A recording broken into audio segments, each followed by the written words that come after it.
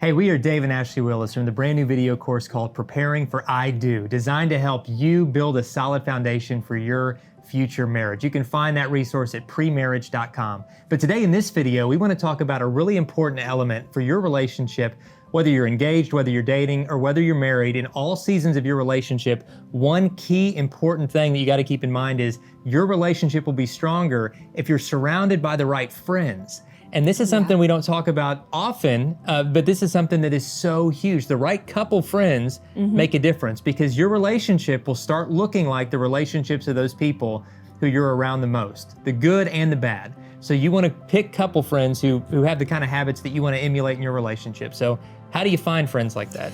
Well, I mean, I think very practically speaking is if you have other couples in your life who are maybe already engaged or going to be engaged, you're in a similar phase of life. And so I would encourage you to get together with them, talk about all your wedding plans together, talk about some of your questions that you have about getting married, and start to cultivate friendships that way. And this is something we did. We actually joined a pre-marriage class at our church and got to meet some other couple friends there. And some of our first friends, their names were Becky and Jason, and we did everything with them. Like, it was so fun. We all got married around the same time. And then we had other couples kind of join that group, and we would, celebrate holidays together. And it was such a fun time, and it really just makes marriage, it makes it more fun because you can talk about those things that are going on, not only with your wedding plans, but also if you are dealing with problems with in-laws and just kind of learning from each other. I think it's an important thing to do kind of right out of the gate if you can. It is a great habit to start early, and it is one we started early, and I'm so thankful we did. And in different seasons, that group of friends might look different. Absolutely. You might be really close to certain couples during one season, and then, life takes you in different directions, and that's okay. But in every season of your relationship, it's important to have some people in your life that you're going deep with. It's great to have 2,000 friends on Facebook and Instagram where you can, like their posts when they scroll through, but it's also important to have a small core of friends at every season of life who really know what's going on with you. Yeah. People who can offer encouragement and accountability and prayer and support when you need it. People you can laugh with, people you can cry with.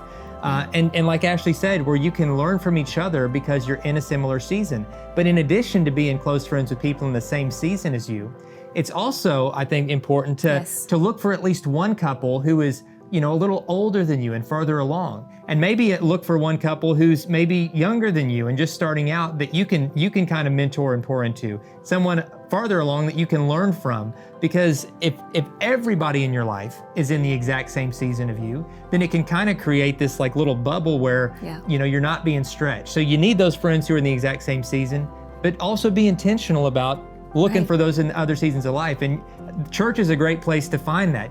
The church is God's design for creating multi-generational community. And that's certainly where most of our great friends have emerged over the years. Absolutely. And we have gone to mentor couples. Like, we have one in particular we've gone to over the years many times because we've been dealing with maybe little sticking points in our marriage. And one was how to discipline our kids, to get on the same page when it comes to disciplining our kids. And we sat down with this couple and they helped us tremendously. And we've still gone back to them over the years. And so it's such a great relationship to have. And I also want to say something about your friends that maybe you have individually that you still want to cultivate, once you get married. You don't want to, walk out on your friends once you get married. But I want to say this. Don't only lean on those friends. Make sure that the two of you are cultivating friendships with couples together. Yeah. Because what we often see is when you aren't intentional about doing this, you tend to find a husband and a wife who have friends, but they're just their individual friends and they just go off and do their things by themselves, and they miss out on the richness of getting together with a couple that they both actually enjoy. And we'll have couples say, but my husband, like, he doesn't really like my friend's husband. Like, we just don't kind of get along. And I would say, well, maybe that's not the couple that you're going to hang with all the time. Maybe there's a couple that you haven't even met yet, but you got to put yourself out there. You got to join a small group at church.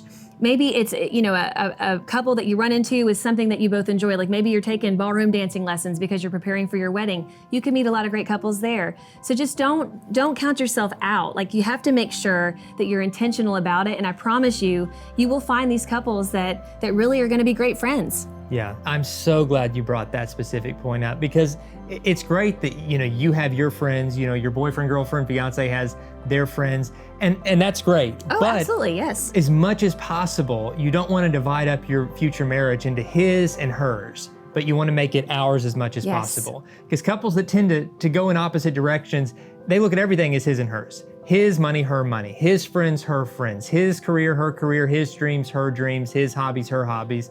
And they essentially just start living as roommates with very little shared in common. Yes. But the couples that thrive for a lifetime, they try to make everything ours. It's our dreams, it's our money, it's our time, and as much as possible, it's our friends that we're doing life and we're doing community with. And that doesn't mean you lose all semblance of your individuality. No, marriage doesn't change who you are, but it should bring out the best version of who you are. And that best version should come in a solid partnership. So make sure as much as possible, through your friendships, through every part of your life, you're building a life together as you're preparing for I Do, where it's about us together. And you can learn a lot more about this friend aspect and a lot more about every aspect of building a solid relationship for your future marriage by checking out the video course, Preparing for I Do. You can find that at premarriage.com.